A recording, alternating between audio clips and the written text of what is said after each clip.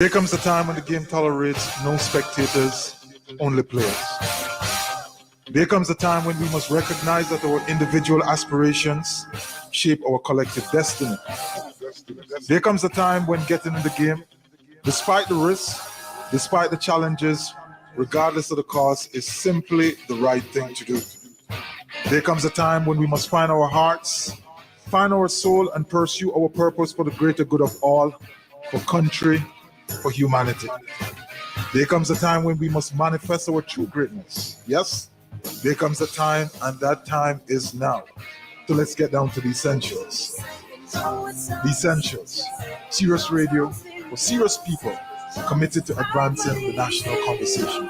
The Essentials with Hubert Edwards, Thursday nights live at 6:30 p.m. to 8 p.m. on Guardian Radio 96.9.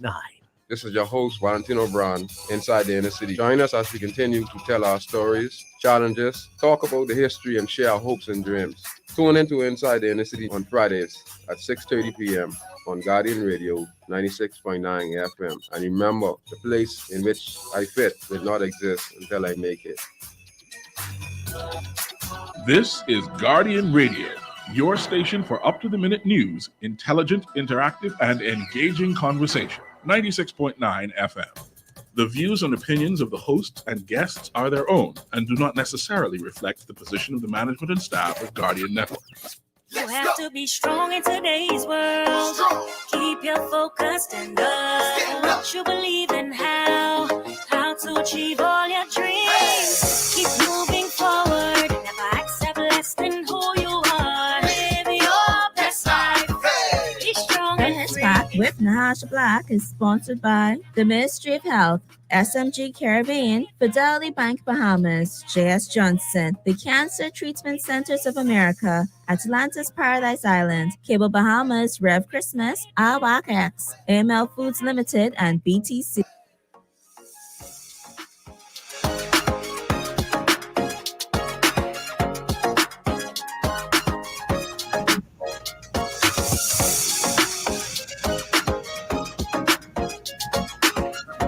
Good afternoon, Bahamas, and welcome to the Hit Back. I'm your host, Nahaja Black. It is a beautiful day here in the 242. Yes, it's rainy. Yes, it's pea soup and dumpling day. Yes, it's a good reason to say you're going for a walk. Like I was supposed to go walking this afternoon, but look at God, won't he make it rain? Happy Monday, everybody. It feels as if the weekend is too short, right? Like we've been waiting for the weekend, and then whoop, there it is. It's Monday. Like someone just pulled the rug under you from Friday, and they had like 2 days of daylight, non-daylight saving, like reverse saving of days, and we lost 2 days. But it's good to be here. God is good. We are in the land of the living. We are in a space where hope and optimism can reign. We are in a space where we can move forward and not backward, not be held by our grief or resentments. We are in a space where this day has possibilities that yesterday did not afford us. Even when it's a rainy day, understand that in the rain, there is growth. Understand with the clouds overcast, there is an opportunity to be born anew. Storms come to make room for the new thing, for the new season, for the new day. That there will always be life, even after death. Even as one goes, a baby is born. And those things give you hope that this is your moment. This is your moment. You're never too old to be great. You could be 70 and still 2 years away from your greatest potential. And those are things that just are important to know. Never lose hope. Always stay optimistic. A spirit of gratefulness will give you a spirit of joy. Be grateful. Be grateful. You know, things could be, you might have had some bad days. And some bad days may have rolled up into bad months and bad years. But you're still here. And you're here because there is a purpose, not for you to live in enduring suffering, but for you to triumph.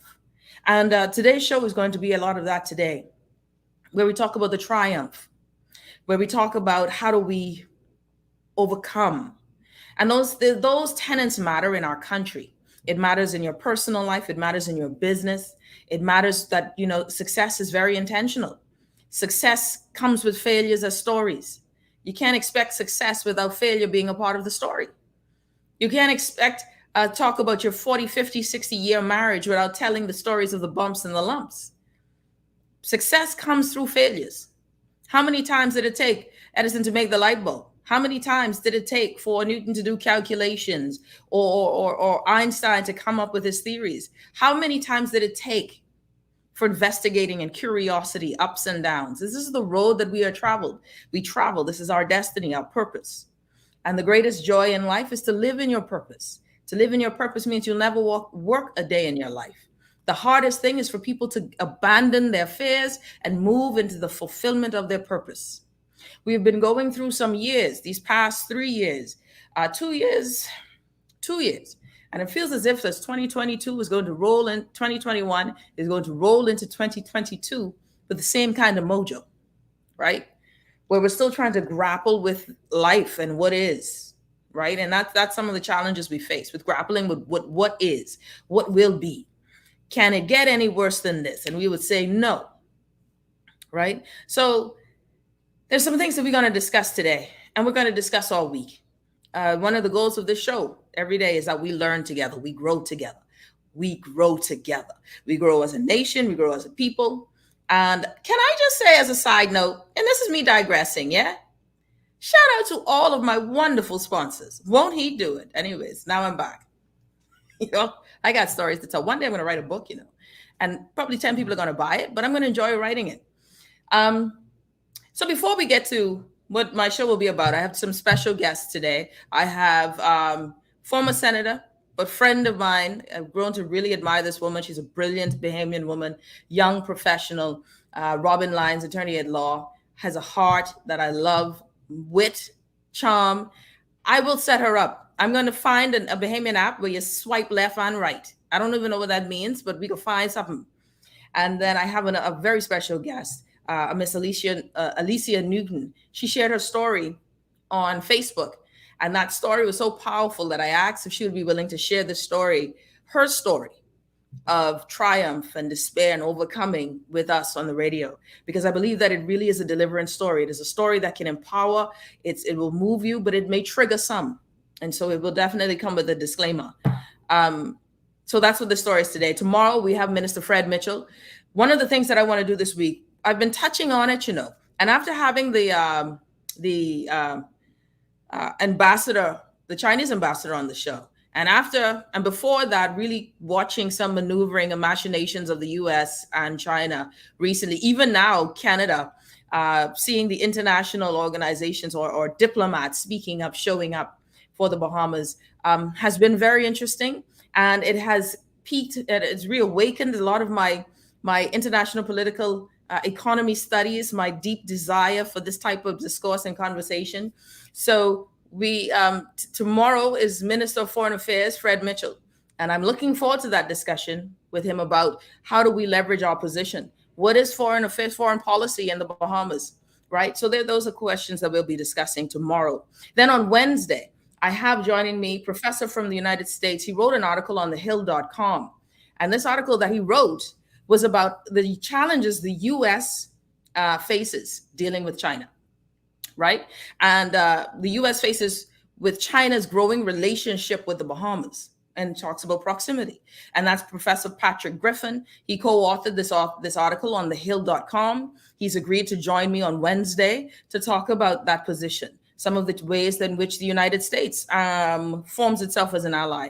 Then we have on Thursday, I'm working to really see some Bahamians who are living abroad and working in their facets, and we'll continue with the week. So that's going to be this week. Before I get to my guests, though, I want to say this. So today, I saw an interesting article. This article that was so interesting. The Minister of Health, Minister Darville, shared that they may, because of the new COVID laws and the need to monitor and the need to uphold and ensure that we are following through with these COVID laws, right, or regulations, that we might need to hire private security. I'd say I can't even hold in my chuckle. I had to chuckle. Like I needed that was like a Monday morning chuckle. Like, really? This is what we're doing now? Really?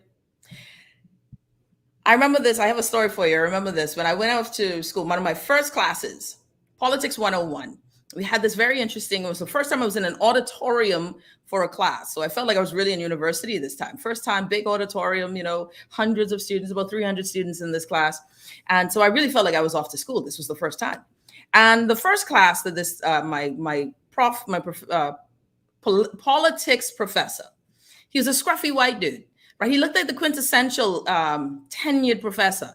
He wore, he was disheveled, had the always wearing this bomber type jacket, scruffy around the head, hair always looked like it needed some pomade, but cool cat, very much into his work. Matter of fact, we had our first class, and our first class was, he said, watch this video. And the first video that he showed us as a class was this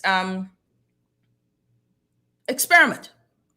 And this experiment was with a fellow dressed, and I'm sure some of you have seen this, a fellow dressed in a white trench coat, and he had the participants who were part of this experiment to come in and sit at a desk. And they would sit at a desk, and he would tell them to press this button. And he explained to them, when you press this button, someone is going to get a small, tiny jolt of electricity. It's not going to kill them, but they're going to get a tiny jolt.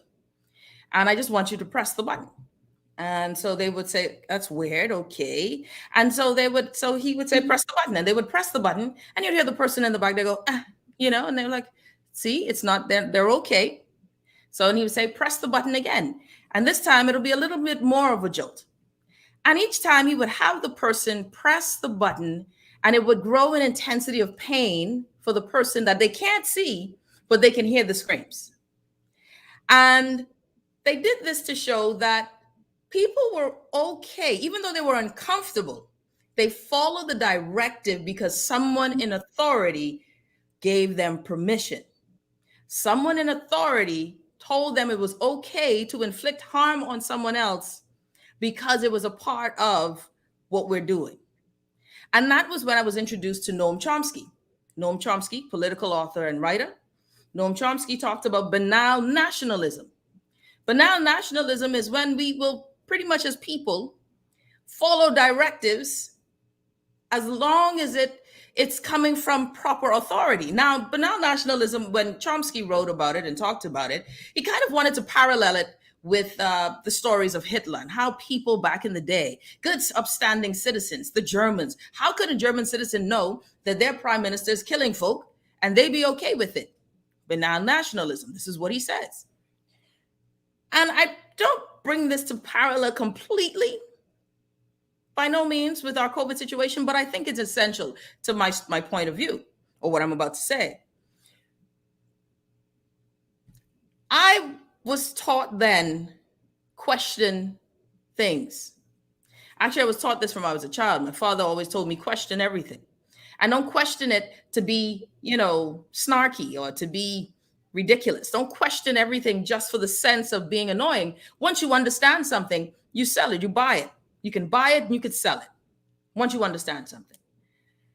This whole concept of this process of COVID has placed a lot of people in some interesting spots. I think that there are three types of people in COVID. There are folks who are fully pro, gung-ho, everything authorities say. Then there are those who are totally on the other end of the spectrum, who are anti, and we are all sheep, and, Bill Gates and 5G, you got a whole section. And then you got people in the middle. And the folks in the middle are like, I ain't falling for the 5G thing. Because I always say the question is, what 5G got to do with us? Just as a side note, like we barely could use 3G with sense. They give us 4G and y'all don't even know the difference, but I digress. But what is that? We're in the middle, right? Where we are saying, okay, when will it end? So now the government's talking about, even though we've reduced or negated or moved away from the, the executive orders, right? The competent authority, all of this stuff. Now we're talking about in England mandating boosters, COVID passports requiring a booster to be fully immunized, redefining vaccination. We've redefined vaccination from the onset of this pandemic. At some point, we're going to have to redefine our whole approach to COVID-19 versus trying to redefine terms to fit where we are. And then at the same time, I understand full well that this is a process that we are all growing into. We're all learning as we go. You can't be so extreme where you think that listen, we all gonna die anyway. So everybody just live life. And if you get COVID and you die, you know how crazy that is? 671 that we know of on the record died from COVID-19 in the Bahamas. 671 people. 671 people. You cannot be reckless and careless with the concept or the idea of freewheeling no precautions. Because of that 671 people who died, thousands and thousands more were connected by degrees of separations on friends and family that you knew. So we have to approach this thing with reason. We have to approach this thing understanding as health officials, right, that you can't just say we're going to add more expense. Where are we going to get the money from? Where are we going to get the money from to talk about hiring or outsourcing security drivers, right? We bought 23 cars in this COVID pandemic. Well, and every government likes to buy cars. I mean, governments carry on like Oprah. You get a car. You get a car. No, you get a car. Get an electric car. Who needs diesel? But are we better off with all of these accoutrements and accessories? Are we chasing ourselves? When does it end? And no one has yet been able to tell us when it ends, because the end seems never to be coming. Every time we come close, they snatch. COVID does something different. Are we chasing our tails? So only 40% of us are vaccinated. Today, the Ministry of Health gave us a much better, and I commend the Ministry of Health for what I consider a dynamo a document right here. And I'm going to zoom in and get some a bit more clarity on this, because I want y'all to see some of the stuff that they shared with us on this new COVID dashboard, right? So they have on this COVID dashboard admissions and deaths, right? October 2021. And they have total admissions. And this time they've added into the admissions list what we've been asking for, the amount of vaccinated, unvaccinated, partially and fully vaccinated, and unvaccinated. So that's the three. Unvaccinated, partially vaccinated, and fully vaccinated. Total admissions, 181 admissions, right? And this is for PMH, I think. This isn't, at the Princess Margaret Hospital. This isn't Doctors Hospital. This isn't the Rand. This is just at the Princess Margaret Hospital, right? And they go through this and they show you a total of 181 admissions. Unvaccinated is 167. Partially vaccinated is 6. Fully vaccinated is 8. And they go through the percentages. I love this. Congratulations. Thank you, Princess Margaret Hospital, for this, right? And then they tell you the amount that was admitted into hospital. Then we go to deaths. Of the 49 deaths that only happened here in country, in Princess Margaret Hospital, sorry, not Doctors Hospital or others. 45 of the 49 deaths, 45 were unvaccinated. That's 91.8%. Partially vaccinated, 2 persons were partially unvaccinated, partially vaccinated who died. And fully vaccinated who died was 2. Thank you. Thank you, Ministry PMH, for providing this level of data, right? So this is important to us. However, I do want to point out something, and this is not being nitpicking, but I just want to make sure we point out something on this data as well. 40% of us are vaccinated in country. That is 60%. By and large, the majority of us are not vaccinated. So by and large, we anticipate that the majority of persons showing up in hospitals sick with COVID-19 would be unvaccinated. As we see with countries like Israel, as we see with places like Boston and Boston, Massachusetts, as we see around the world where there are more vaccinated people showing up in hospital or more vaccinated countries or cities, then you will see more vaccinated people showing up in hospital with COVID. Because what we have also seen and what we also know is that the efficacy wanes with COVID-19 vaccines. People with natural immunity find themselves with their efficacy lasting longer based on reports. Persons who have been naturally immune and add a shot find that their efficacy lasts even longer. This is by data, states, and facts. So this is not something that's made up. So of course we're going to see right now in our data, more persons unvaccinated in hospital. What I would like to see, because for me, I am built in a way where I question things. They got to make sense. I can't sell something I don't believe in. right? And I'm not saying I don't believe in what the mandate is, but what I'm saying is I told my husband the other day, I said, when it started to lose me, because I was full on with the vaccine, full on, was when a family friend lost his wife. And then all kind of things started freaking me out, because I'm like, well, we got to get boosters now. How much is this? How is this going to keep going? That means that the whole construct of the whole idea of what was supposed to be an opening of the country, you don't see it opening, because they're now telling us beware of the big next black wave, right?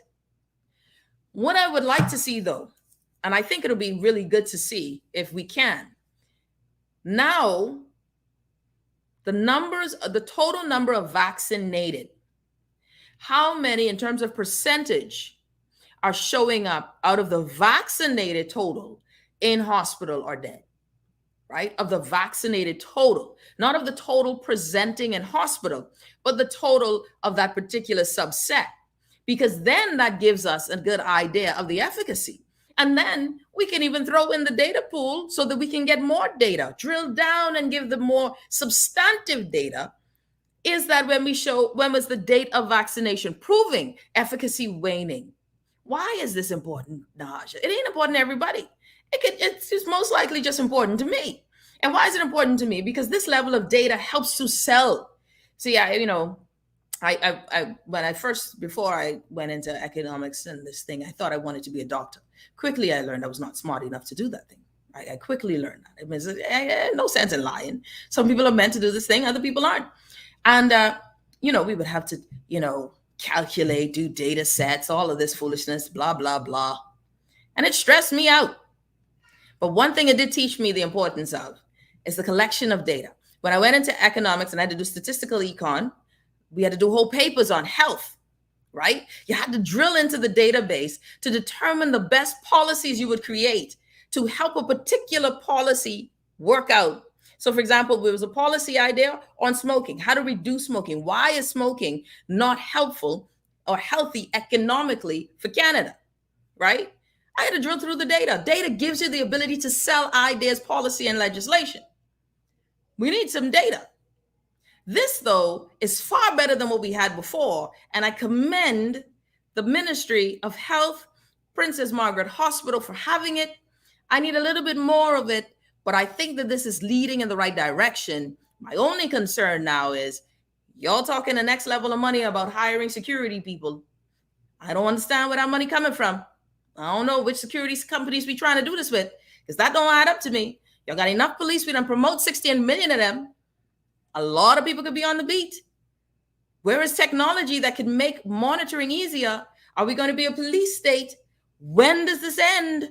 I think there are fair questions. Fair questions. I just don't want to end up that person that keeps pushing the button, knowing that I'm harming people. And just because you told me so, person in trench coat, I think it's okay.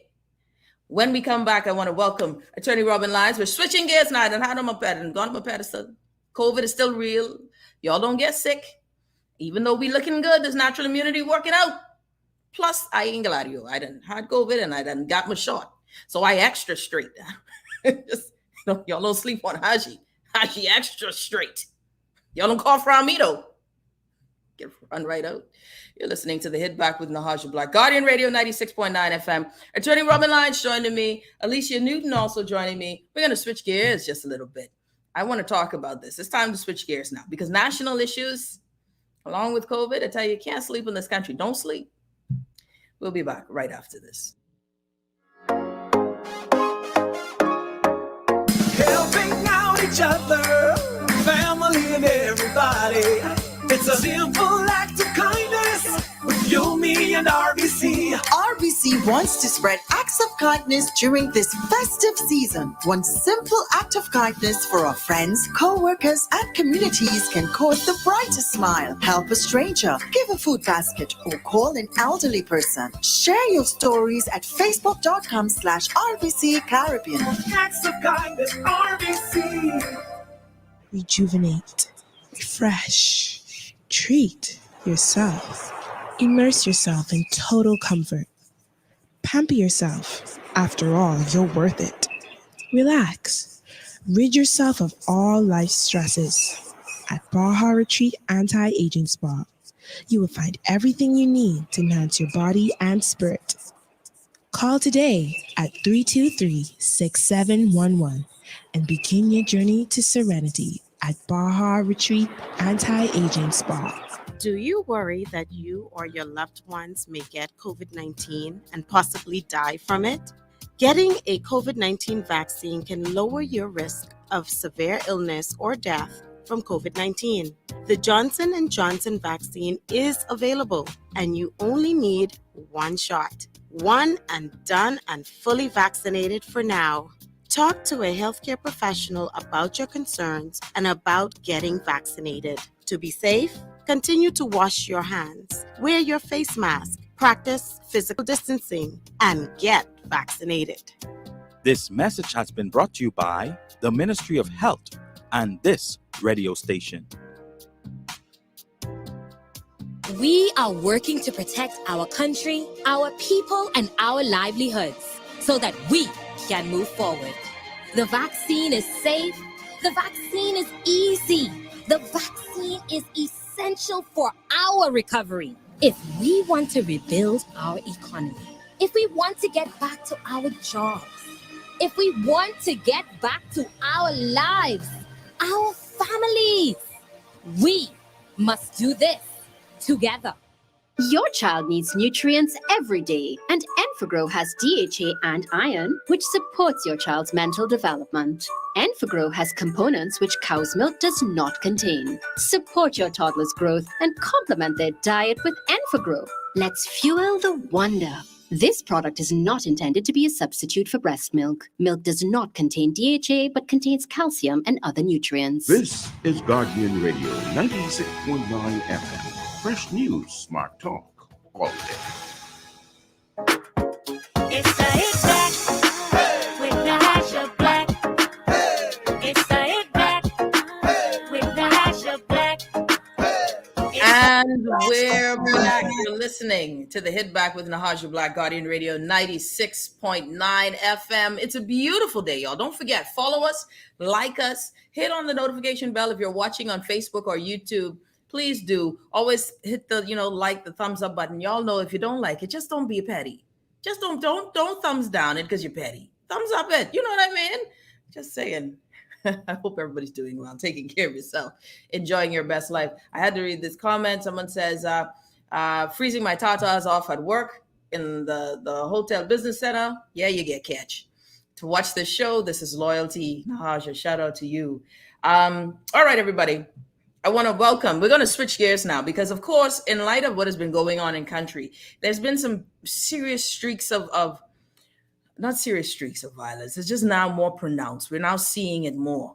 I have two wonderful ladies. I'm excited because I thought my guest, Ms. Newton, wouldn't be able to join us until later, but she's able to join us now. So I'm really excited that she's joining us. And my good friend, attorney Robyn Lyons, and I want to welcome them both to the show. Robyn and Alicia, welcome. Oh, well, I don't see Alicia, but hi, Robyn. Hi. There you go. Can you hear me? Can you hear me? Hi, Alicia. Robyn, you're a little low. Say it again. Okay, let me see if I can turn my volume up a bit. I'm good? You're good now. Yeah, you're good now. Great. Welcome, ladies. How you doing? I'm good. I'm great.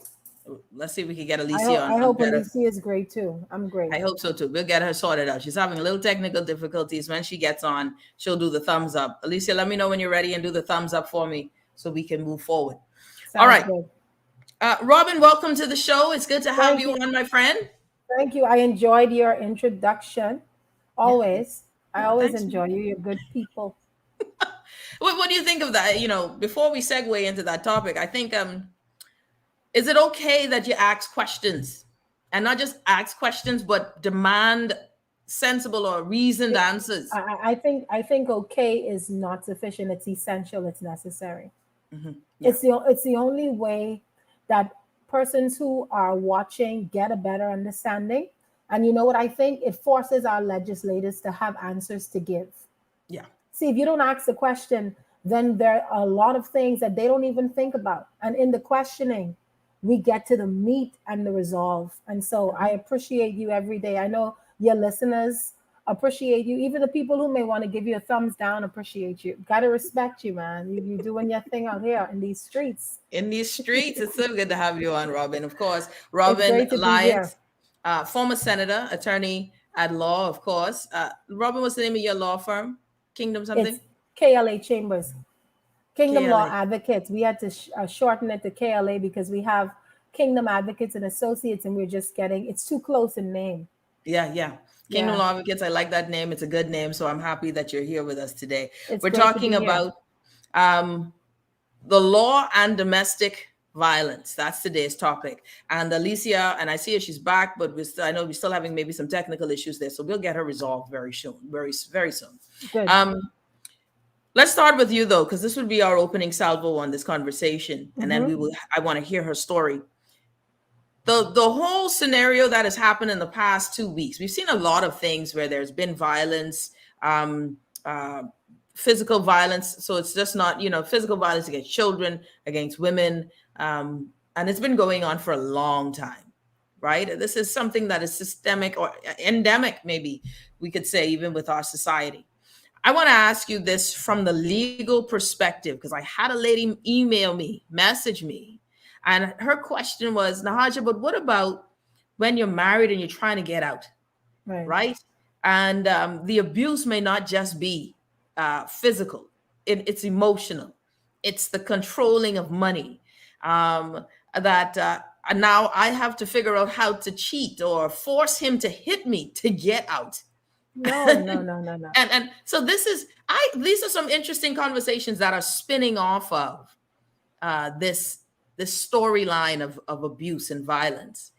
What would you say from your vantage point as an attorney, where the strengths and weaknesses are in our laws that help folks in these situations?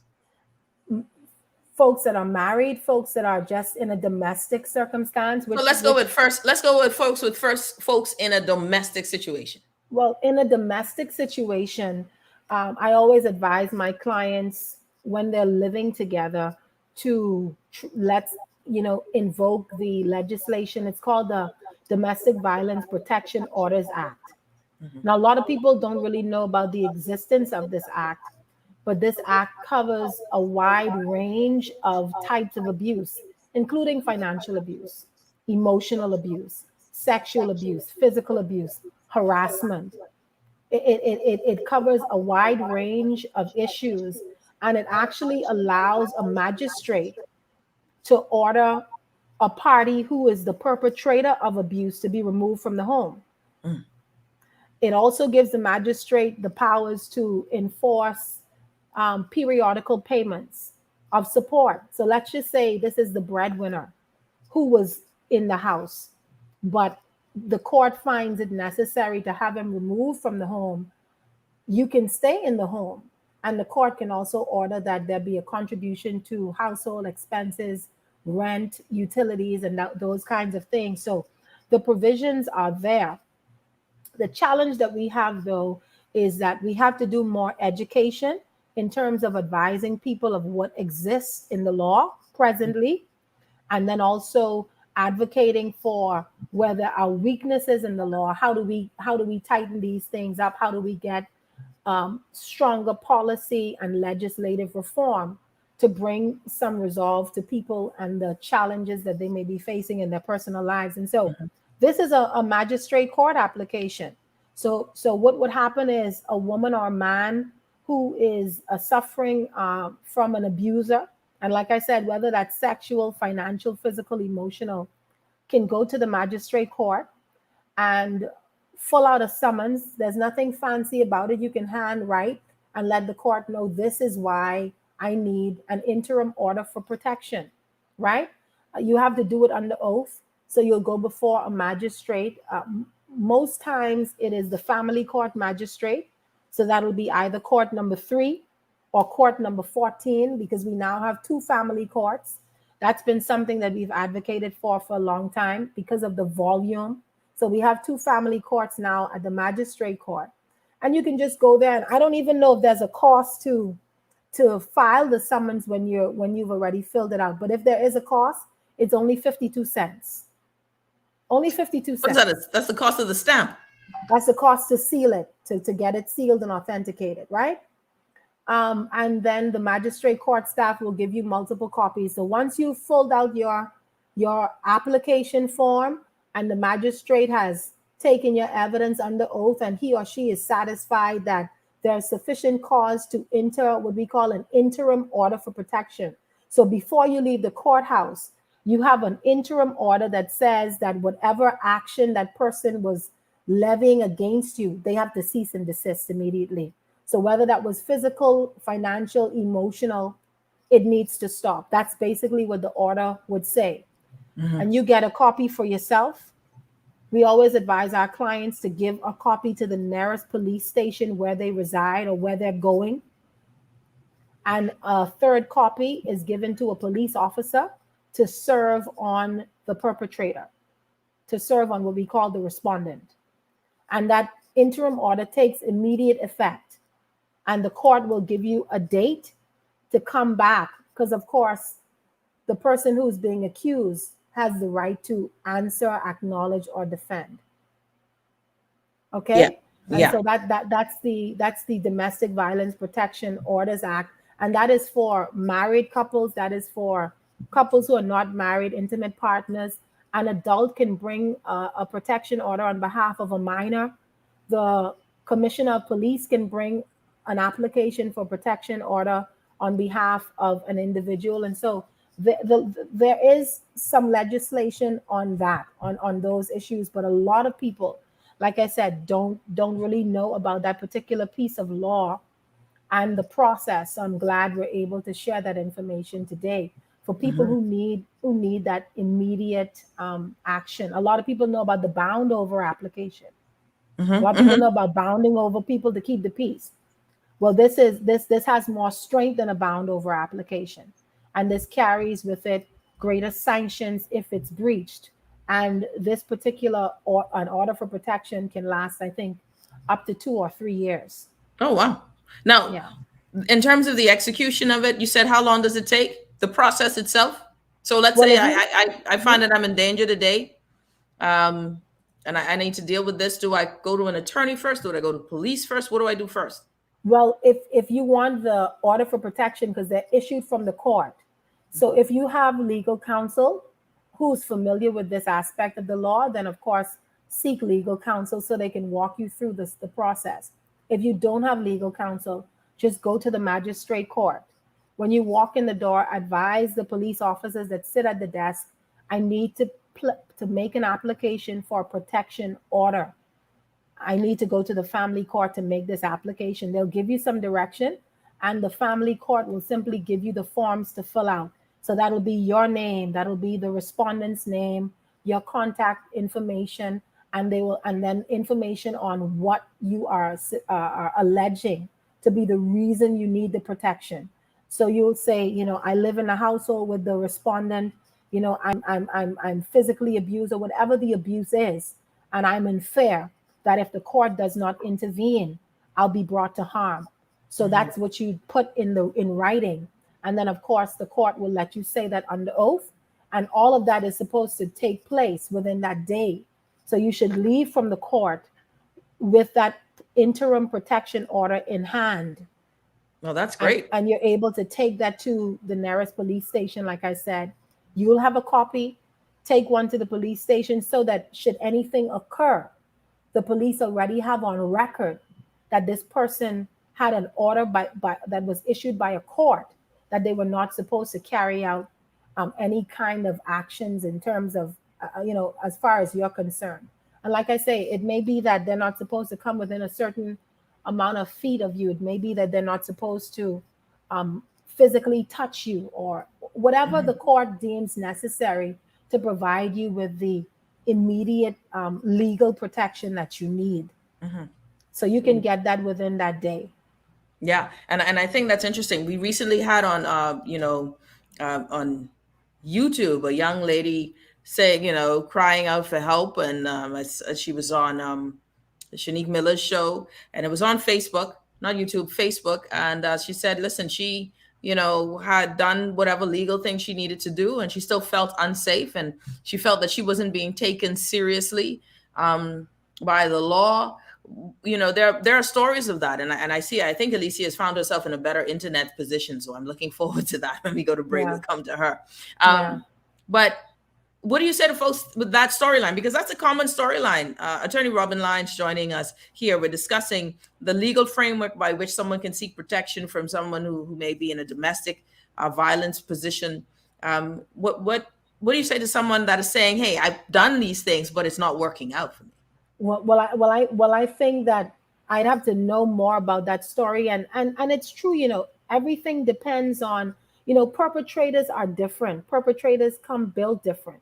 You have a perpetrator who would know that, okay, I've been to a court, I've put in an order for protection, and that's enough to kind of scare someone into compliance. You have some people that challenge the law. So a lot of it depends on the type of individual that you're dealing with. And like I said, you know, what steps has the individual taken?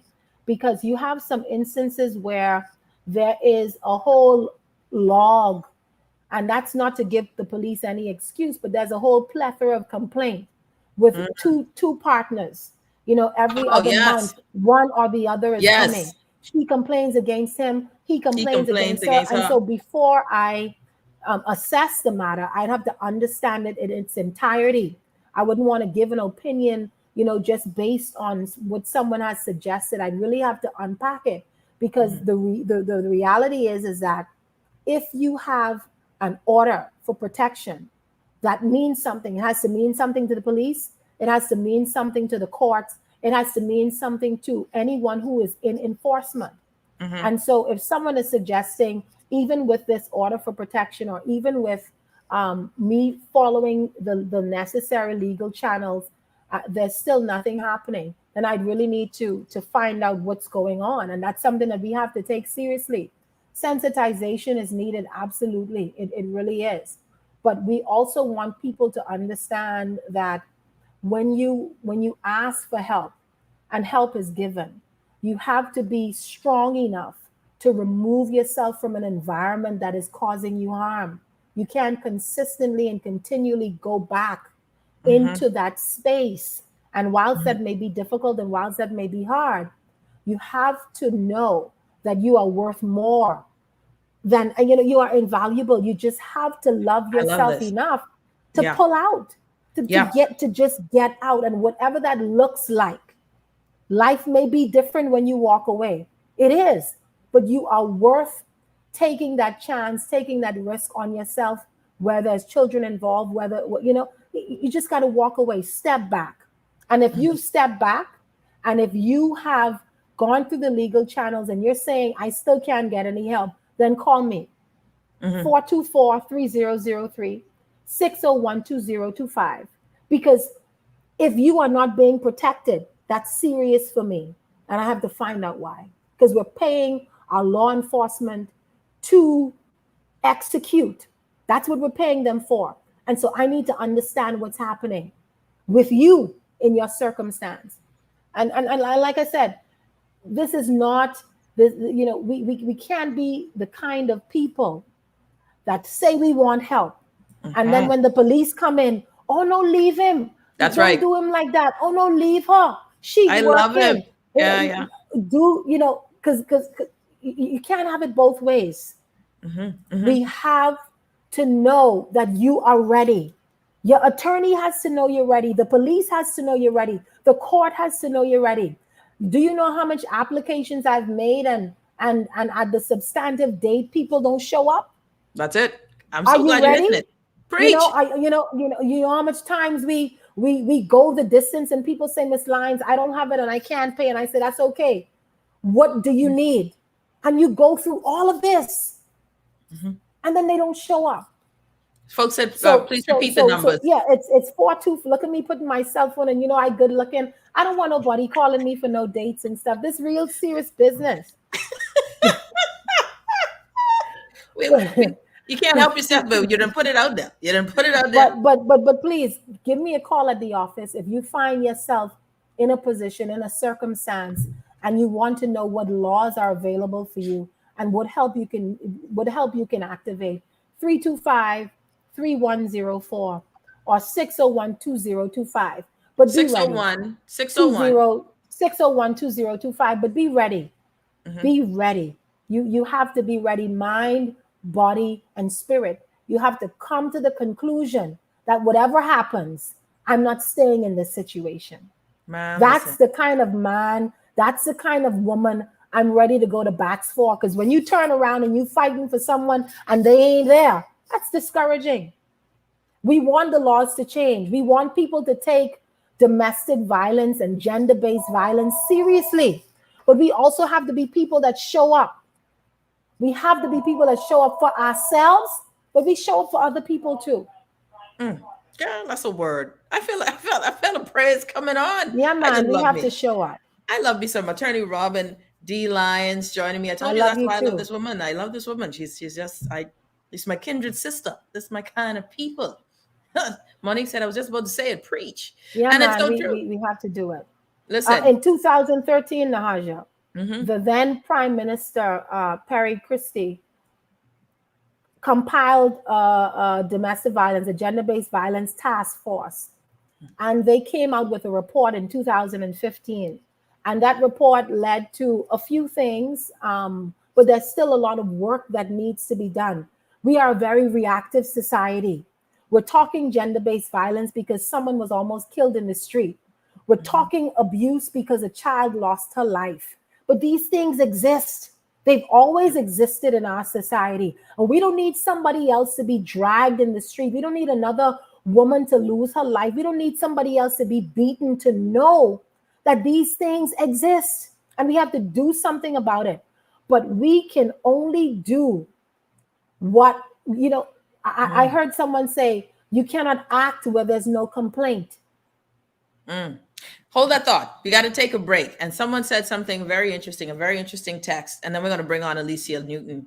So with domestic violence, there also needs to be understanding that these sufferers have been beaten down over time. The strength to leave does not come easily. They attempt to leave, but lack the strength to sustain the confidence to make such a step. That's very interesting. We're going to have joining us on the other side of the break. Yeah, let's talk about that too. Definitely. We got Alicia Newton joining us on the other side of the break. She is she's a survivor. That's what we say. She's a survivor. She is someone who's overcome. She's victorious.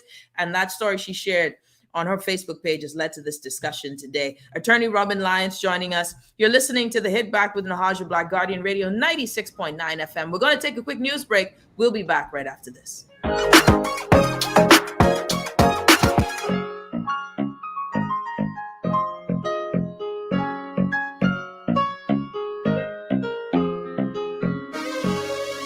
This is Guardian Radio 96.9 FM. Fresh news, smart talk, all day.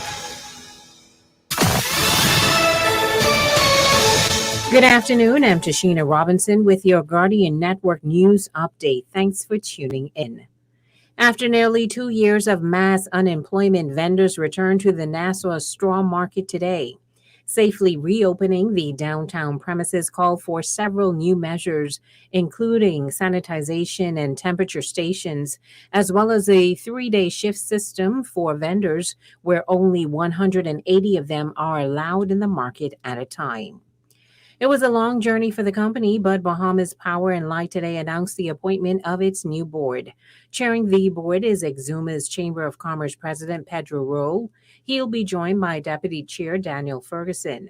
The remaining board appointees include Errol Davis, Anthony Farrington, Renika Knowles, Dirk Simmons, Cheryl Sims, and Nadia Storr.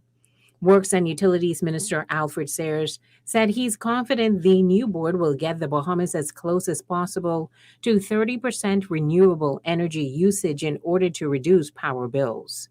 In other news from BPL, consumers owe Bahamas Power and Light over $100 million, according to BPL CEO Whitney Hasty, even though the company gave customers a break during the pandemic, allowing an extended period to pay the balance of bills. Some of those customers were reconnected, only to be disconnected for failure to pay. And the Nassau Bahamas chapter of Links Incorporated says its doors are always open to females in crisis and families seeking to escape domestic violence. The nonprofit corporation provides free shelter, food, and clothing to victims who feel they have nowhere else to turn. To access their safe house, persons are asked to contact the Department of Social Services Child Protection Unit at 322-2763 or 422-2764. And with that, we wrap up your Guardian Network News Update. Thanks for tuning in. Stay tuned. AP News is up next. Tired of banks forcing you to use technology to bank the way they want you to? Your convenience is important. So no matter what your banking needs, Commonwealth Bank's friendly staff are always available in branch for that personal one-on-one service. But when you choose technology, our online and mobile banking app offers you state-of-the-art functionality. The choice is yours. Commonwealth Bank. Bank the way you want.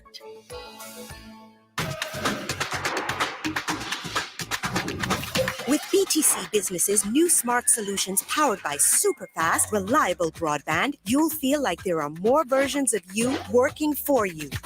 From website design, development, and digital marketing to promote your business, 24/7 business class support to cloud solutions, security, and more. Multiply your growth today.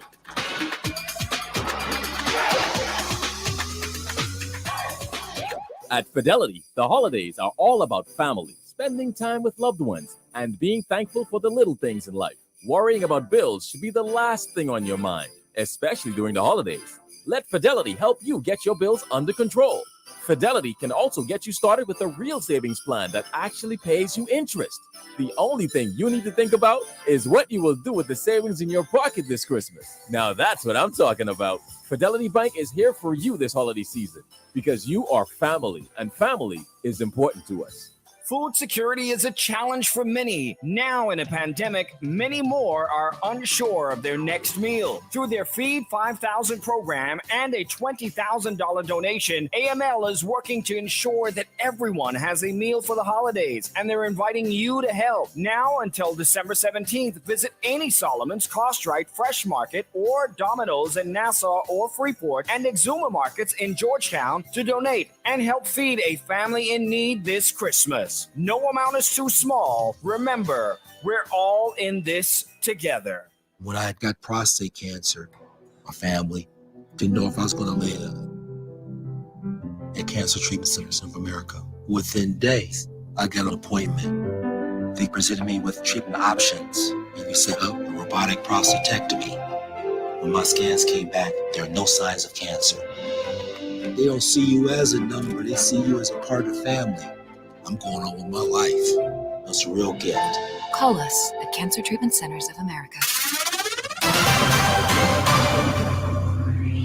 Coronavirus update. I'm Tim McGuire with an AP News Minute. This week is apt to be the biggest travel week since before the pandemic. Andrew Gross is with AAA. We're projecting that more than 53 million people are going to travel for Thanksgiving. And AAA considers a trip if you go more than 50 miles away from home. But we also know that about 90% of those folks who are planning to travel are going to go by car. Vice President Kamala Harris announced today the Biden administration is investing $1.5 billion from the coronavirus aid package to address the healthcare worker shortage in underserved communities. Funding will go to the National Health Service Corps, Nurses Corps, and Substance Use Disorder Treatment and Recovery Programs that offer scholarship and loan repayments for healthcare students and workers if they pledge to work in underserved and high-risk communities. The money, which includes funds from the American Rescue Plan and other sources, will support more than 22,000 providers. I'm Tim McGuire.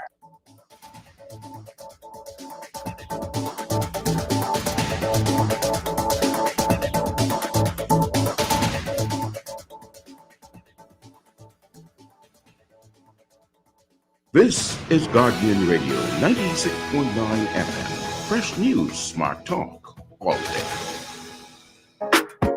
It's the Hit Back with Nahaja Black. It's the Hit Back with Nahaja Black. It's the Hit Back with Nahaja Black. It's the Hit Back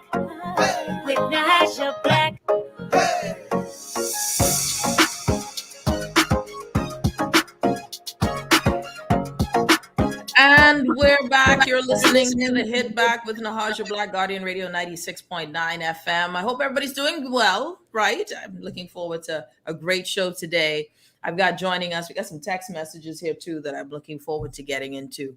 I want to welcome, of course, back to the show. She was on with me in an earlier segment, of course, Attorney Robyn Lyons. But I want to welcome now, joining us, and this is just the devil when you need it. Now look at that, Alicia. We got to try and get this back. We were fine all that time until it was time to click let's go. So we're going to hopefully get Alicia back on with us, Robyn. And good thing you're here. Story really needs to be heard.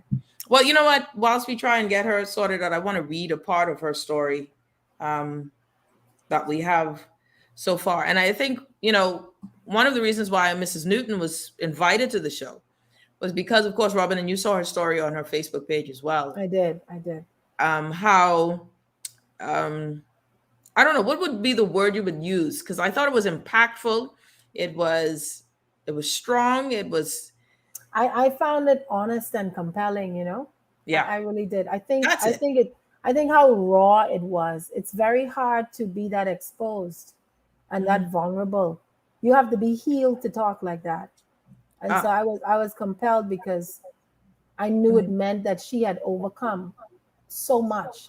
In order to share, you have to overcome, Yeah. And so I was proud of her. I think this is one of my former classmates. I'm just waiting to see her good enough.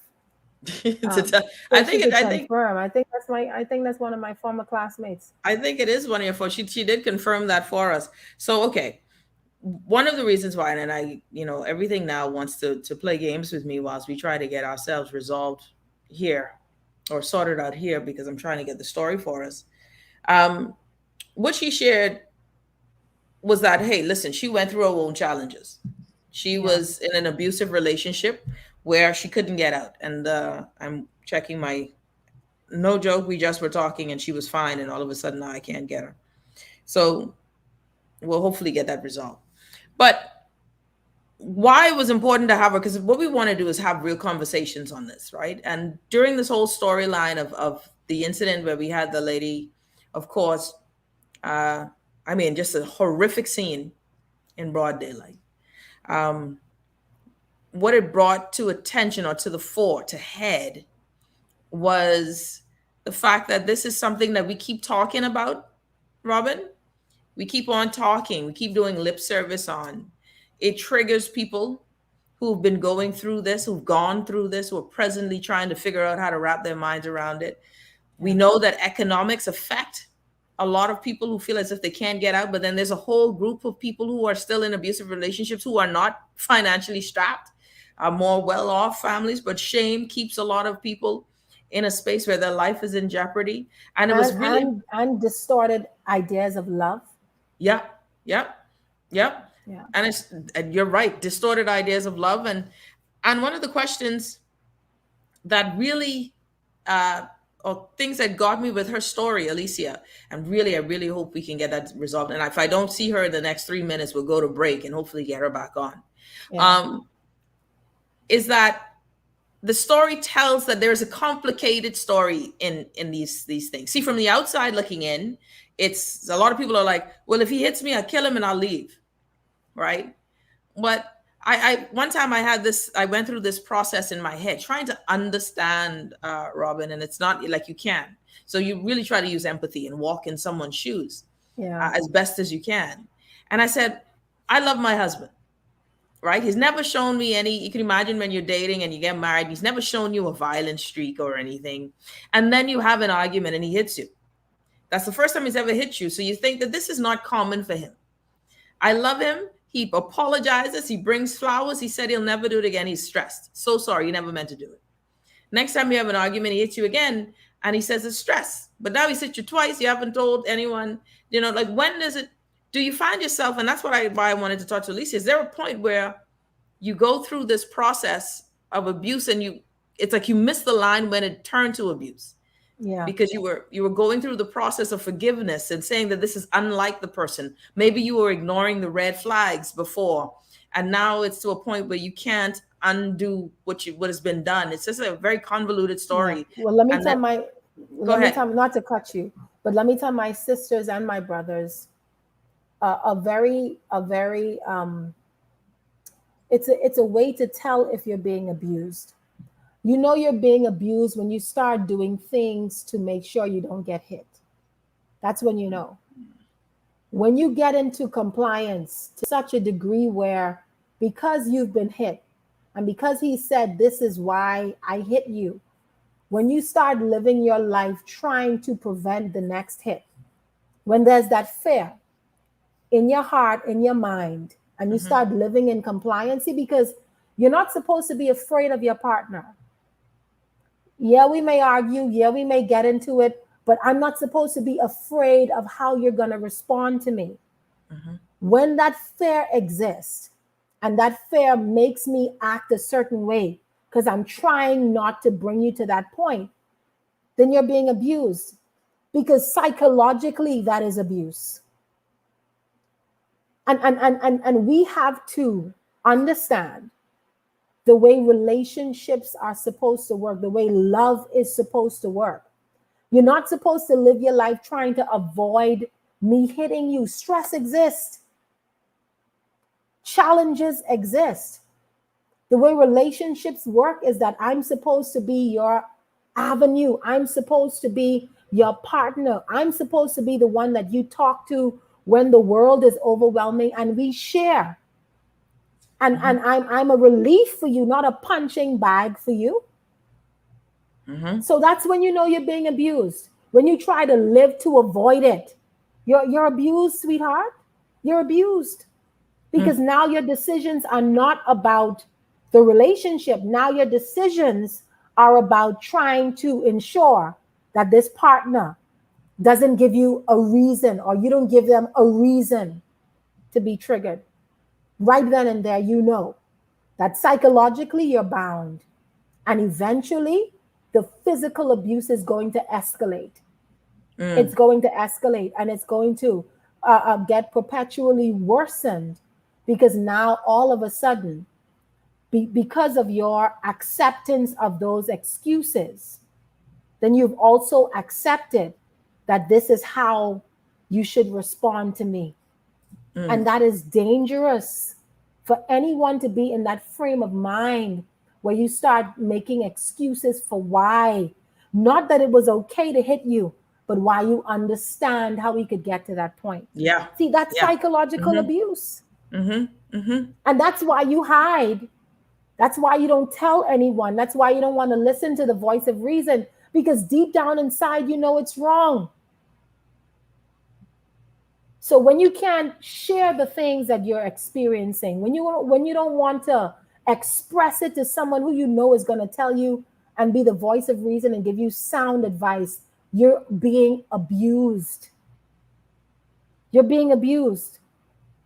Because right now, you're isolating yourself. And part of abuse is isolation. Yeah. Part of abuse is shame. Part of abuse are excuses. Part of abuse is compliance. And it doesn't have to be that it has gone to such a degree where you've had broken bones or a swollen eye or a black eye. It doesn't have to be that far as yet. But if you continue to allow yourself to be placed in a circumstance where you're trying to fix a problem that's not yours, then that's where it starts. Attorney Robyn Lyons joining us. Someone said, very happy that the conversation is being had, but I've witnessed the abuse, and the places that should help just give you the runaround. So you have to take matters into your own hands. Just had to go to do this with a child. Someone sharing that story there. I have a text here I wanted to get to. And for you, Lyon, Nahaja, those protection orders don't mean a thing. I had one, and my now ex used to still come at me, telling me he wasn't afraid of going to jail, all because I wanted to leave an abusive marriage. He followed me one day, and when I reached by my girlfriend's house, he punched me in the front of my sons. I pushed him back in his face. I punched him back in his face, scraping him. He then went and made a false complaint saying I attacked him. then she says, Inspector Fernando tried to jail me. And it was very nasty. Wow. And that's those are stories there. And of course, like you would say, Attorney Lyons, you'd say, like, well, I'd need to see more on that. Well, like I said, what she said something. She said, the protection order didn't mean anything. I just need to know what she did. See, the thing about it is that laws can be exhausting, and a lot of people get exhausted. It can be exhausting, and I understand, and it's a system that we need to try to get into and fix. But what exists right now, you can't allow yourself to be exhausted. How many times you make a complaint? Every single time you need to make a complaint. And people don't like to hear those kinds of things. They don't want to know that that's what it takes, but that's what it takes. You put your complaint on the record. And I've had instances where I've made complaints with clients, and where those complaints have not been actioned, I've made complaints against the stations, made complaints against the officers where the complaints were levied if there wasn't police action within a certain amount of time. So you have to be a little bit more aggressive when you're going through these situations. And I understand the level of frustration that people can have. But when you say the protection order doesn't mean anything, then make sure you know that you have done what you're supposed to do, that you took a copy of that order to the nearest police station, and the minute that person was in breach of that order, you went to the police station and said, he's in breach of this order, this is what he did, and I want immediate police action. When you've done that, and the mechanisms of the law have not kicked in, then we have a serious problem, and we have a problem that we need to address. You know what that says to me too? We're going to take a break so I can at least see if we can get Alicia sorted out. But what it also, and the question that comes to mind is, well, of course, Attorney Lyons, you have a fee. Some things should kick in without needing a fee. You know what I mean? And there are, and that's why I have so many issues about how things are done in country, where even with quality defense, you need to have money. If you're broke, if you're struggling, where most of our people are economically challenged, then representation in the legal services and systems is a challenge. And getting things to effectively move quicker. I can probably now, because of my position, get things to happen faster for me than when before if I was still no one. You understand what I'm saying? You're somebody now. Am I somebody yet? I'm working on it. You're somebody. I was, by the standards, big people. By the standards of this country, apparently I might be somebody. No, I agree. I absolutely. But you see what my point is that it shouldn't take the need for these actions. There needs to be a little bit more sensitivity to it, and psych training for our person. I like Rain. Rain is my kind of people say, yes, Rain say he's big. You big. Big. But yes, remember the Rain crisis center though. Remember the crisis center. Remember the Department of Gender and Family Affairs that has referrals to various entities that will help. So there are services that are available, and there are attorneys who will take on matters at no cost. Now, one of the things that I am advocating for, and I hope to see us do this, is that you have a public defender's office, right? And a public defenders assist persons who are accused of crimes, particularly crimes of a capital nature, your murders, your rapes, etc., etc. And the government, the citizens, will actually pay for you to have defense counsel. Well, I need to see us putting mechanisms in place where you have access to attorneys that are going to be there to assist with persons moving through the system. See, and this is where it gets challenging. This is where it gets challenging for people, because I keep telling them the victims are not represented by lawyers. That's the thing. Unless you're dealing with a divorce, unless you're dealing with an order for protection, you're not represented by counsel. If you are sanctioning or if you are complaining through the criminal procedure code, or if you're complaining of a crime, The chief of police is your representation. The attorney general's office is your representation. You see what I'm saying? The government represents you. You don't get private counsel. So in other words, there's already a kind of payment that is being made for you to have legal representation. But that legal representation is the prosecution's office or the AG's office. And a lot of times, because of how overly subscribed they are, a lot of people complain that they don't feel as though they're getting adequate representation. So how do we fix that? Yeah, how do we fix that? How do we ensure that there is something that is available for a survivor of an instance of domestic violence or sexual assault, etc., to even be able to get access to information so that they understand what the provisions of the law are that are available to them, what the processes are, someone to help them walk through these things. You see what I'm saying? Yeah. And so we have to look at shoring up the machinations that are available for the survivors, because they don't want, in some circumstances, to deal with the police. They want to deal with someone who they feel a lot more comfortable with talking to and sharing their story. They want to be accompanied to the police station.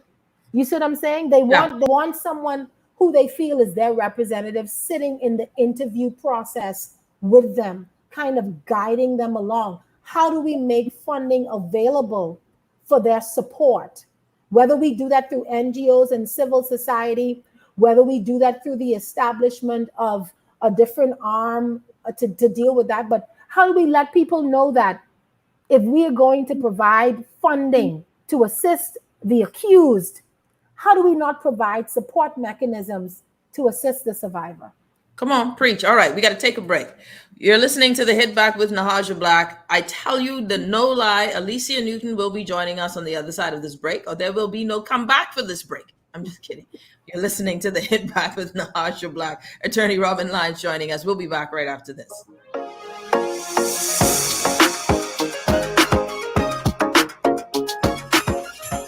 Rev customers already get more channels, more sports, and more speed. Now, we're giving more Christmas with up to $250,000 in cash and prizes. Sign up or upgrade to Rev Trio to win prizes like rent and mortgage payments, trips to see your favorite sports teams, plus up to $20,000 in our Rev Cash Vault. Want to win more Christmas? Call 601-8992 today and ask for Rev Trio. Rev, you and us together. We are working to protect our country, our people, and our livelihoods so that we can move forward. The vaccine is safe. The vaccine is easy. The vaccine is essential for our recovery. If we want to rebuild our economy, if we want to get back to our jobs, if we want to get back to our lives, our families, we must do this together. Throughout our lifetime, we must all make decisions. No matter how we choose, the right one just needs to be made. Like having J.S. Johnson Insurance Agents and Brokers as your insurance partner. We've been serving the Bahamas for over 100 years. Whether you need home, motor, marine, or commercial insurance, make the right decision. Call 397-2100 or visit jsjohnson.com. J.S. Johnson Insurance. Peace of mind. When I got prostate cancer, my family didn't know if I was going to live at Cancer Treatment Centers of America. Within days, I got an appointment. They presented me with treatment options, and they set up a robotic prostatectomy. When my scans came back, there are no signs of cancer. They don't see you as a number, they see you as a part of the family. I'm going on with my life. That's a real gift. Call us at Cancer Treatment Centers of America. This is Guardian Radio 96.9 FM. Fresh news, smart talk, all day. It's the Hit Back with Nahaja Black. It's the Hit Back with Nahaja Black. It's the Hit Back with Nahaja Black. It's the Hit Back with Nahaja Black. And we're back. You're listening to the Hit Back with Nahaja Black, Guardian Radio 96.9 FM. Now, before I bring on Attorney Lyons, I want to bring on my special guest. Due to technical difficulties, she'll only be coming via phone for those who are watching online. And of course, for my radio audience, you already know how this goes. You're always only listening anyway. I love you all. Thank you so much for tuning in. We're talking about domestic violence. Joining me on the show, Alicia Newton. Alicia, welcome to the Hit Back. Thank you for having me. Hello, everybody. Thanks, Nahaja. Listen, Alicia, it's a pleasure. I can hear you. You sound great. It's a pleasure having you on the show. Thank you for the time. And first of all, for your courage in sharing your story. I want to ask you this. A few days ago, last week, coming to the end of last week, you decided to share your tale of domestic abuse or violence, but you shared it as a full story, that it was convoluted. Tell me first, before you tell us the story, why did you decide to share it on such a public space? I just felt that it was the time to. Basically, over the last few months, I found myself sharing my story with other women one-on-one. And when I saw the video with the young lady being beaten, stabbed, and a car being driven over her, that really, it crushed my heart to know that this is still going on and we're still not doing anything about it. We're not being serious about it. So it gave me the courage, you know what, let me put it out there on a broader stage. Let me put awareness to what has been happening in our country for so long, because it needs to be addressed. Well, tell us the story, Alicia, because you shared it. And it was powerful, right? Take us back to your story. How does your story shape up to, or not shape up, but relate to what you saw the other day with that lady on Key West Street? Tell us your story. With my story, the gentleman that I was in a relationship with for 8 years, I met him a year after I was raped. A stranger broke into my home and I was raped. A year later is when I met him. At the time that I met him, I was in this very dark place.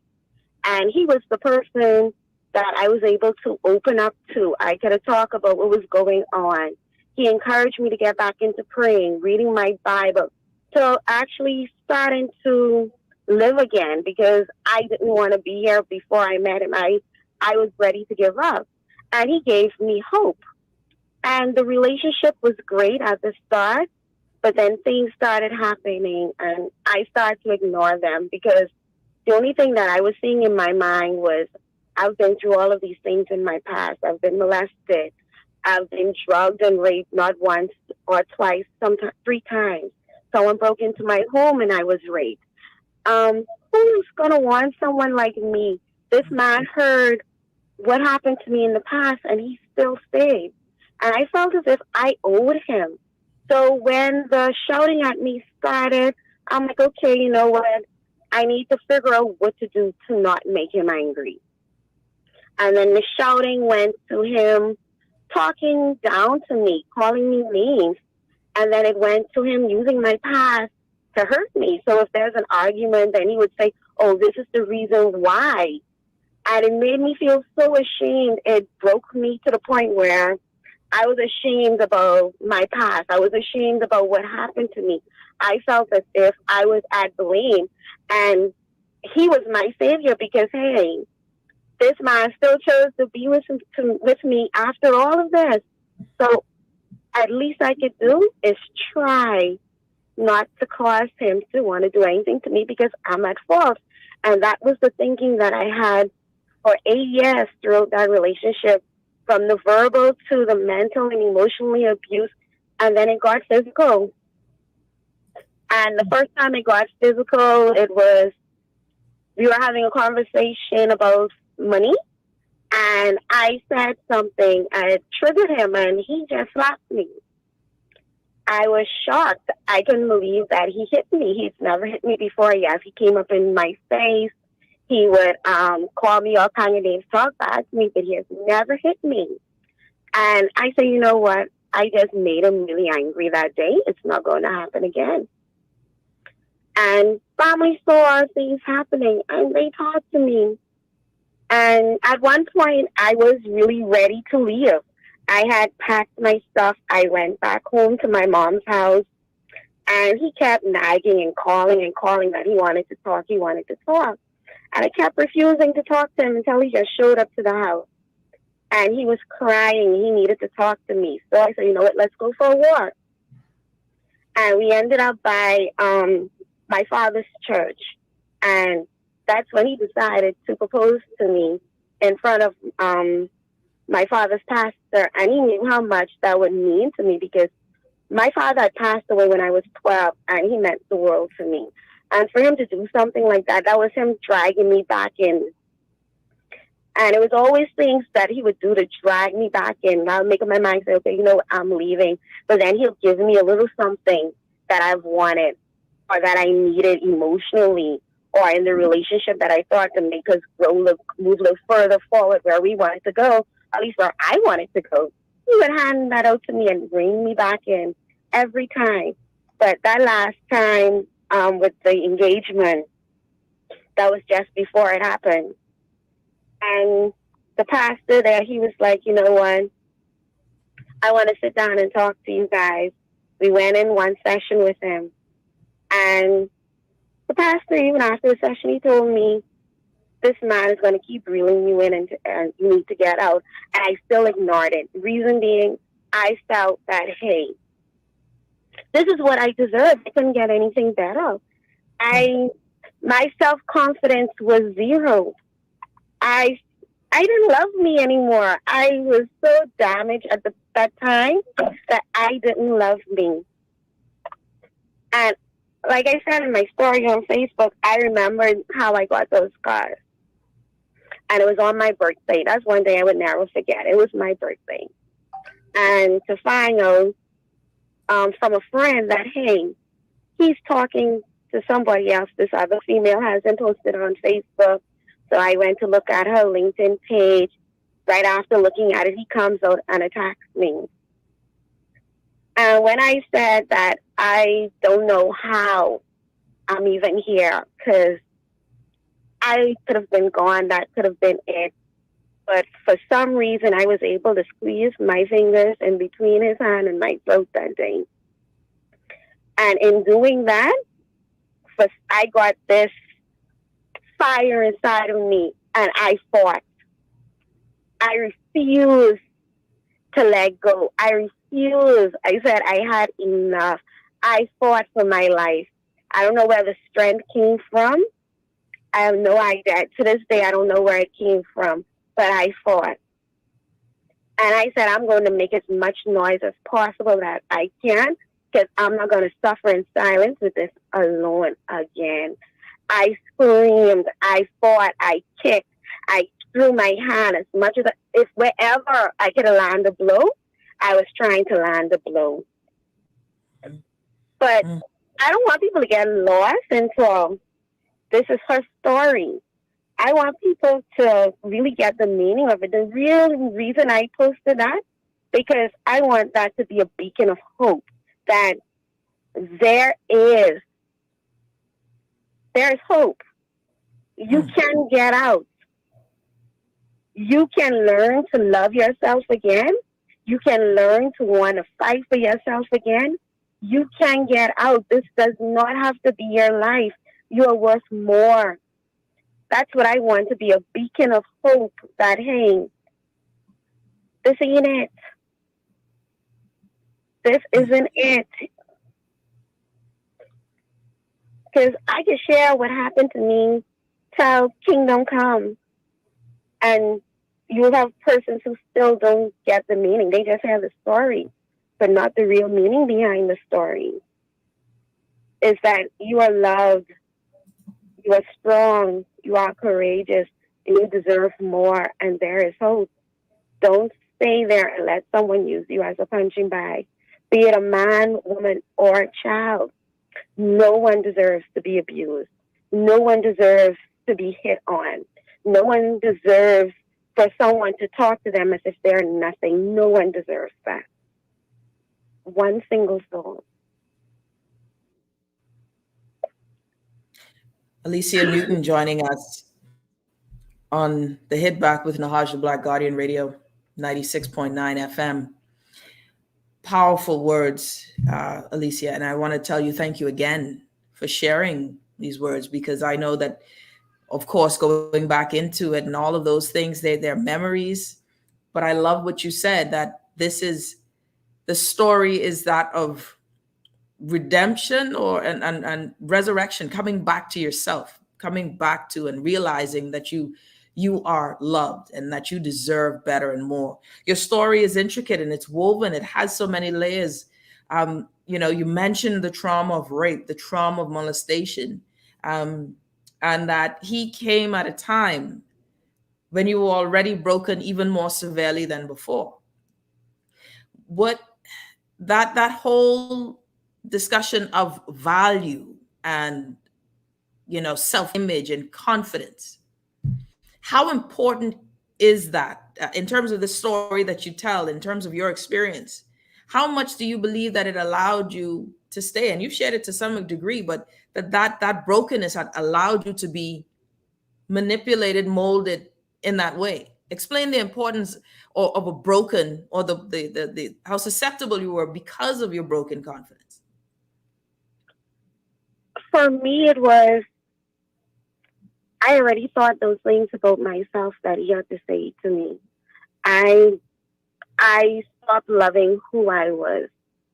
I remember days after that last rape that I had, that I survived from. I would get up 2-3 o'clock in the morning, walking in the road, and I would pray. I would say, God, take me out. I didn't have the courage to commit suicide myself because I was more worried about how my mom was going to bury me. I say, if I commit suicide, the insurance company won't give my mother the money to bury me, so let someone kill me. So she doesn't have to worry about that. Those were the thoughts that I was having. I forgot who I was. I lost me. I was in this abyss and I could not find my way out. It was dark. It was lonely. I didn't feel that I could talk to anyone. I isolated myself, and the drinking did not help. I became addicted to alcohol. It was the only way I could have slept. It was the only way I could have functioned through the day. I could not go a day without drinking. And I ended up, that was me self-medicating myself. And I had to say it was enough. I had to learn it took me a very long time to learn to love me. I had to forgive myself. I had to forgive myself for blaming myself for things that monsters did to me. I had to forgive myself for blaming myself for thinking that I'm unworthy. I had to forgive myself for thinking all of those negative thoughts about me. And it wasn't easy. It was a very hard, long road. I remember what really brought me to this place right now. I did something desperate. 2 years ago, I went and I called a friend and I told him, I said, this is how I'm feeling. I feel as if I'm going crazy. I don't know what to do. I don't want to be here. I was even cutting myself at the time. And I need help. I don't know how to cope. The drinking isn't helping. And he called a few places and he got some information for me in terms of helping me deal with my addiction. And I did something extremely crazy. I got up, packed a knapsack, and walked up to the hospital to accident and emergency. And I told them, I said, I feel as if I'm going to harm myself or someone else. And they put me in room number 3 in the back room by accident emergency, where they keep all the persons who goes to Sandelin. Mm-hmm. And I did, like I said, I had to do something desperate. And in sitting in that room, I was able to get that opportunity to go into Sandelin and do their drug rehabilitation program for addiction and alcohol abuse. And in doing that and therapy and my building on my spirituality is what brought me to here. And it took me 2 years to get here.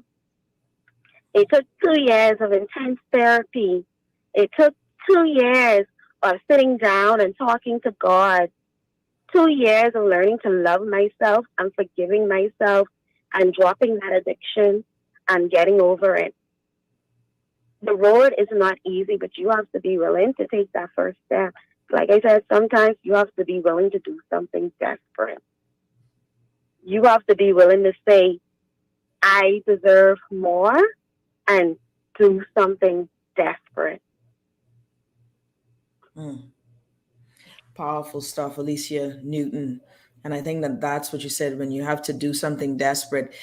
You mentioned something, Alicia, that your family would speak to you and they would talk to you, but you didn't feel as if they reached you. What was the, I remember you said when his hand was was on your throat, and you said you were not, that was not going to be that moment. The thing that sparked in you, it wasn't necessarily the family in the moment of the abuse, but the thing that sparked in you that said, Alicia, no more. What was the no more moment? Was there a voice that said, you can be better, you can do better? What was that no more voice like for you in your mind, in your spirit? What was silence? That no more Was it moment loud? for Was it a me? book? What was that moment? That no more moment for me was the voice in my head saying, I don't really want to die. It was that voice. I don't really want to die. And that's the only thought that kept running through my head. I'm not going to die. Not tonight. Not this day. No, this is not it.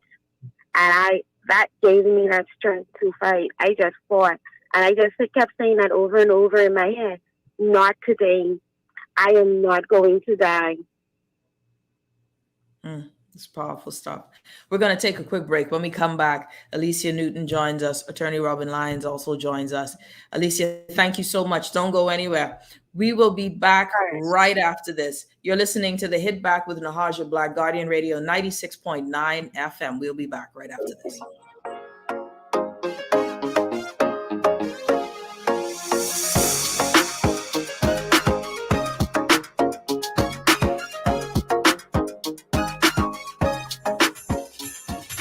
Customers already get more channels, more sports, and more speed. Now, we're giving more Christmas with up to $250,000 in cash and prizes. Sign up or upgrade to Rev Trio to win prizes like rent and mortgage payments, trips to see your favorite sports teams, plus up to $20,000 in our Rev Cash Vault. Want to win more Christmas? Call 601-8992 today and ask for Rev Trio. Rev, you and us together.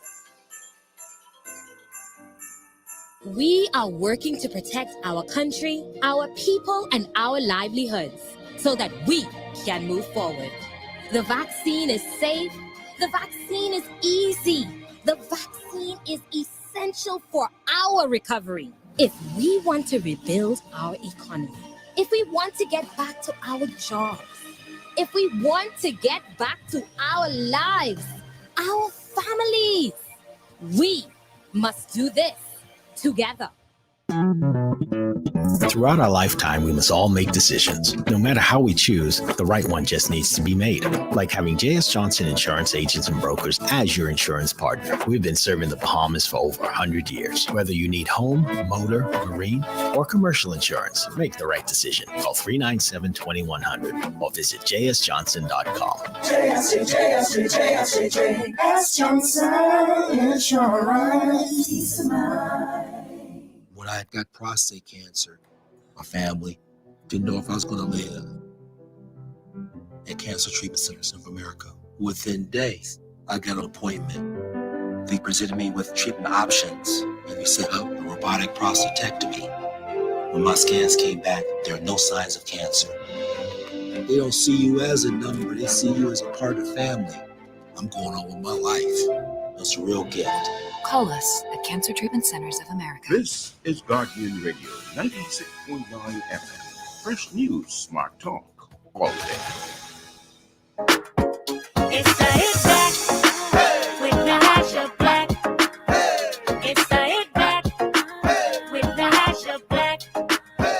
It's the Hit Back with And we're back. You're listening to the Hit Back with Nahaja Black, Guardian Radio 96.9 FM. Attorney Robyn Lyons joining us, and special guest Alicia Newton also joining us as well on the show. Alicia is joining us via phone. Robyn Lyons, attorney, joining us as well from her office space. So it's a pleasure to have both of you ladies on right now.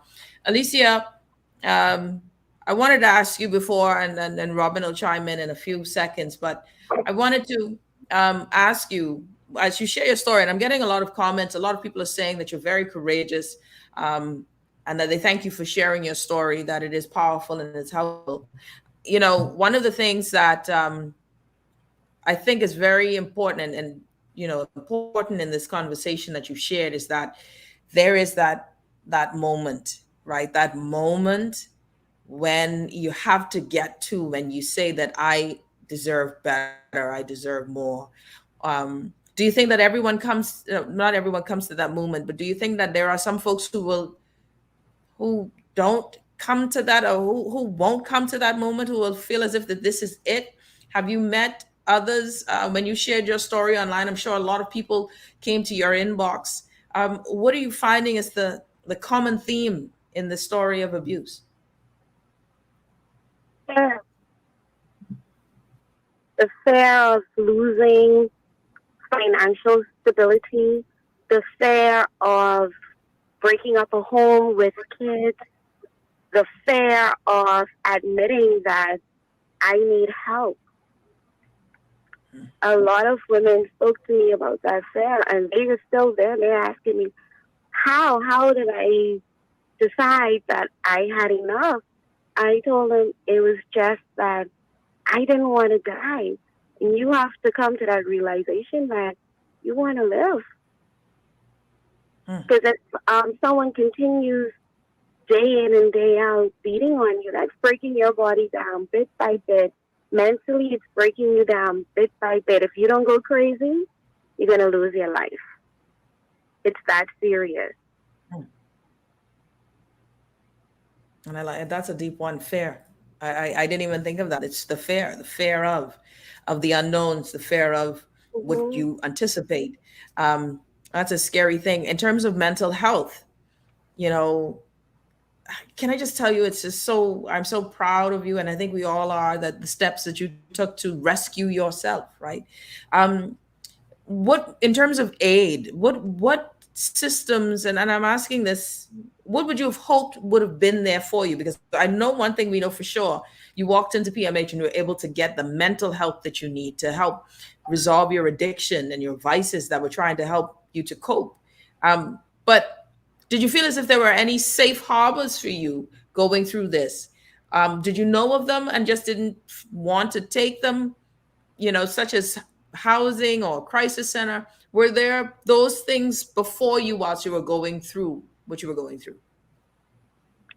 I didn't know of anywhere to go, honestly. I didn't know who I could have turned to. I didn't know who I could have talked to. And the mere fact that I was so ashamed of it that I didn't want to admit that I needed help. I didn't even know how to say I needed help. I didn't even try to find anywhere to go. And even with family, my family tried to help me, mind you. They would always talk to me and be like, you need to get out. This isn't for you. You deserve better. But in my mind, it was, no, I deserve this, and I'm going to stick it out to prove you wrong. I was too afraid at one point when I was so desperate to even reach out to my family and let them know the details of everything that was happening. They only saw glimpses of it. They didn't see the in-depth that I dealt with the being sodomized and waking up with knives in my throat. They didn't know all about that at all. And to be honest, it's probably the first time they're even hearing it, because I haven't really opened much to them about it. Mm-hmm. But I didn't know where to turn.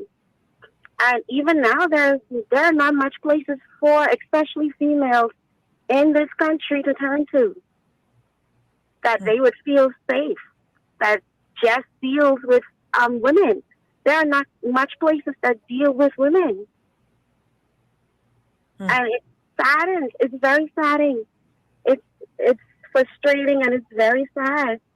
And one of the things that I told myself was that, especially more recently, it's been happening on my heart, in my mind, that the reason this needs to be talked about is because we need to put infrastructure and things in place for where a woman can go to and say, I need help, and know that they won't be judged, they won't be ridiculed or turned away.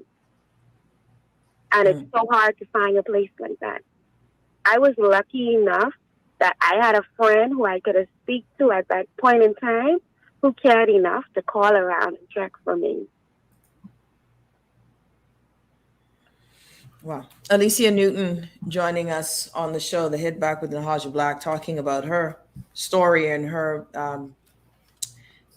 experiences. And the experiences for sure are ones that are, are very tough, and I want to, for all of those persons who are listening or triggered, and you may have had to change the channel, I love you and I understand. But I want to, my friend, attorney Robyn Lyons, and I think that you two may have some sort of quasi relationship I tell there. you, that's my classmate, man.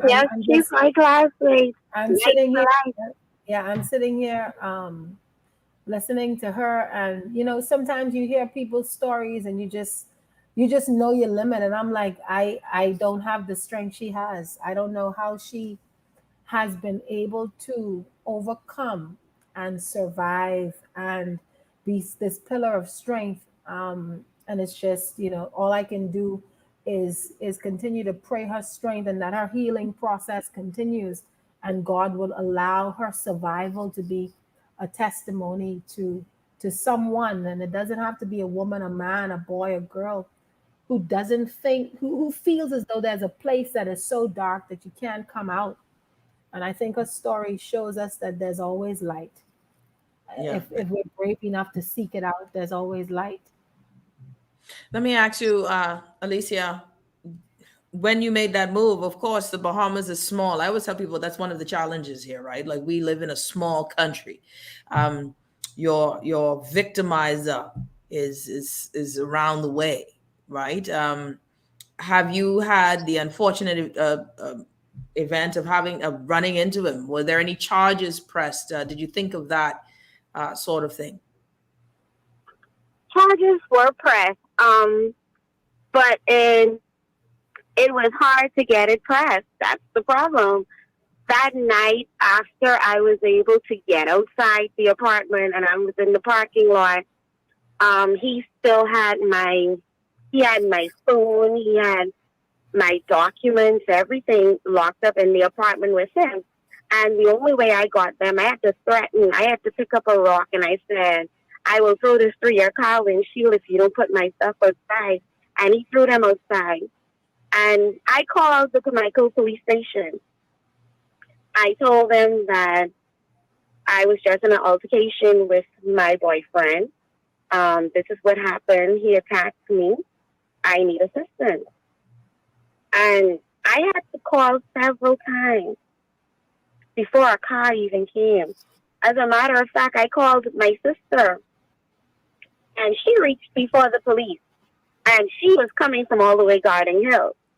And Carmichael Police Station was right there from State Avenue. And she reached before them.